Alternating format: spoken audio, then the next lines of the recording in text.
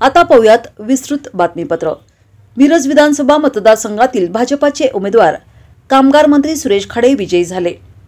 सलग चौथ्यांदा सुरेश खाडे यांचा विजय झाला। त्यांनी 40,000 मतांनी विजय नोंदवला। महाविकास आघाडीतील शिवसेना ठाकरे गटाचे तानाजी सातपुते यांचा त्यांनी पराभव केला। इस्लामपूर मतदारसंघ राष्ट्रवादी शरद पवार गटाचे उमेदवार जयंत पाटील 13,500 मतांनी विजयी झाले। राष्ट्रवादी काँग्रेस अजित पवार गटाचे उमेदवार निशिकांत पाटील यांचा त्यांनी पराभव केला।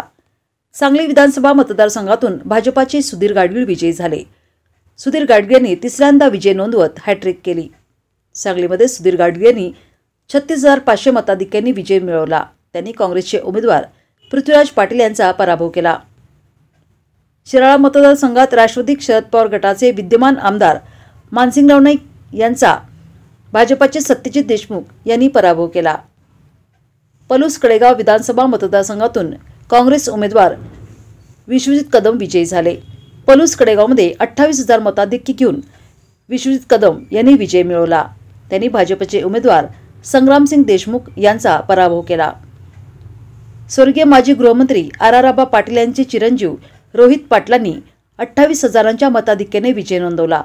खानापूर मतदारसंघात शिवसेना शिंदे गटाचे सुहास बाबर विजयी झाले। सांगली जिल्ह्यात महायुतीने जोरदार मुसंडी मारली। 8 पैकी 5 जागा जिंकत महायुतीने महाविकास आघाडीचा मोठा पराभव केला। आता बघूया सविस्तर निकाल।